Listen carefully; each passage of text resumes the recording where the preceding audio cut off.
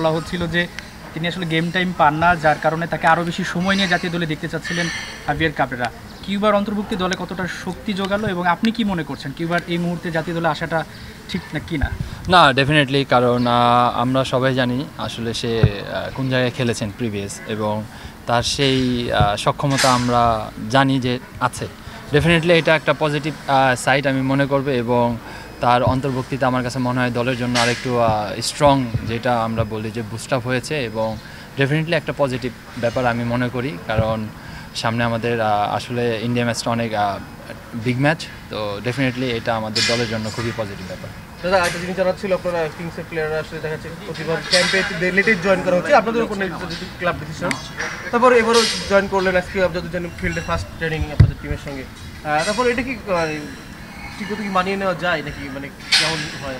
না, আসলে দেখেন, আমরা তো সবাই একই সাথে অনেক দিন যাবৎ খেলছি, এবং এই জায়গায় তো আমার কাছে মনে হয় যে অপরিচিত আমরা কেউই না, এবং আমরা সবাই জানি আমাদের সম্পর্কে। এবং দেখেন, আমরা কিন্তু আপনার এফসি কাপ চ্যালেঞ্জ কাপের ম্যাচ আমরা খেলেছি 3টা পরপর 6 দিনে, তো এর জন্য আমার কাছে মনে হয় যে আমাদের রেস্ট ছিল।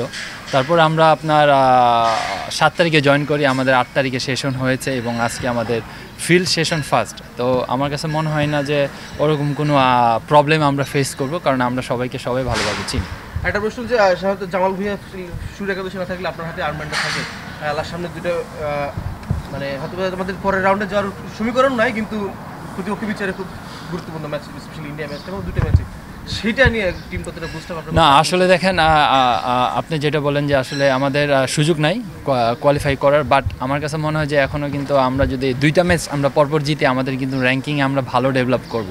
তো ডেফিনেটলি অনেক দিন পরে একটা ভালো সুযোগ এসেছেন, এবং তার সাথে ইন্ডিয়া আমাদের মাটিতে অনেক দিন পর খেলবে, হয়তো বা এটা আপনারাও জানেন।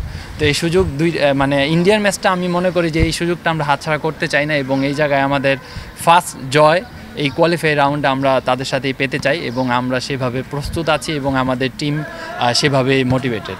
তো ভাই, বসুন্ধরা কিংসের ক্যাপ্টেন আপনি, কিউবো মিচেলকে যতটা কাছ থেকে দেখা যায় ততটাই সম্ভব আপনি দেখছেন, আপনি ক্যাপ্টেন্সি করছেন, বসুন্ধরা কিংসে কিউবো মিচেল খেলছে, কী মনে হয় জাতীয় দলে কিউবো মিচেলের অন্তর্ভুক্তিটা জাতীয় দলে কী ধরনের একটা স্পেশাল কিছু অ্যাড করে? না, তার যেই আপনার বল নিয়ে যাওয়াটা এবং শুটিং করাটা, সেটা কিন্তু সে আপনার লাস্ট ম্যাচে ফর্টিসের সাথে কিন্তু দেখিয়েছেন।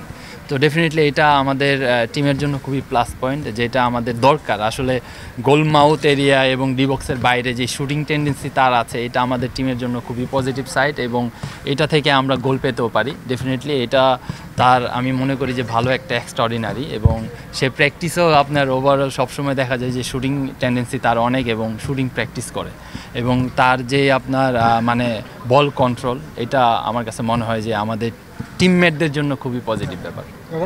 আগে মানে ডিজার্ভ করতো কিনা জাতীয় দলে, আগে খেলাটাই ডিজার্ভ করতো কিনা কিউবা?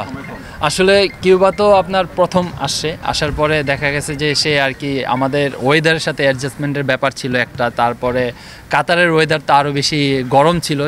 সে প্রথম আমাদের টিমে আসে বসুন্ধরা কিংসে, আমাদের কাতারে আপনার আল কারামার সাথে খেলা ছিল এফসি চ্যালেঞ্জ কাপ কোয়ালিফাই রাউন্ডে, সেইখানে আসে, সেইখানে কিন্তু সে খেলেছেন।